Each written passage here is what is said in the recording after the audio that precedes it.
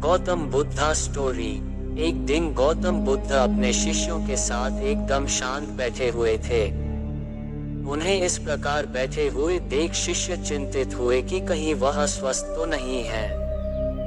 एक शिष्य ने उनसे पूछा कि आज वह मौन क्यों बैठे हैं, क्या शिष्यों से कोई गलती हो गई है।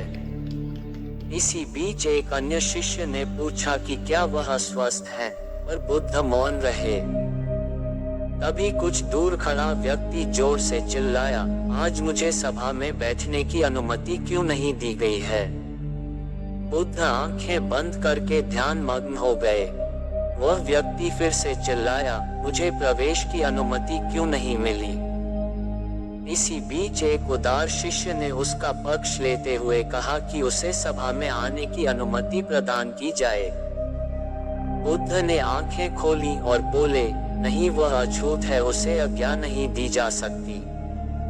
यह सुनकर शिष्यों को बड़ा आश्चर्य हुआ।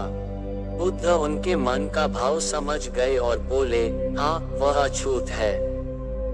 इस पर कई शिष्य बोले, हमारे आश्रम में जात पात का कोई भेद ही नहीं, फिर वह अछूत कैसे हो गया। तब बुद्ध ने समझाया, आज वह क्रोधित होकर आया है। क्रोध से जीवन की एकाग्रता भंग होती है।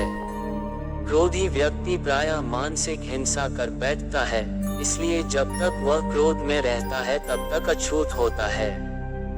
इसलिए उसे कुछ समय एकांत में खड़े रहना चाहिए। क्रोधित शिष्य भी बुद्ध की बातें सुन रहा था। पश्चाताप की अग्नि में तप कर वह समझ चुका था कि अहिंसा ही मनुष्य का महान कर्तव्य व परम धर्म है। वह बुद्ध के चरणों में गिर पड़ा और कभी क्रोध न करने का प्रण लिया। शिक्षा। आशय यह है कि क्रोध के कारण व्यक्ति अनर्थ कर बैठता है और पश्चाताप उसे बाद में होता है, जिसका कोई लाभ नहीं मिलता। इसलिए हमें क्रोध नहीं करना चाहिए।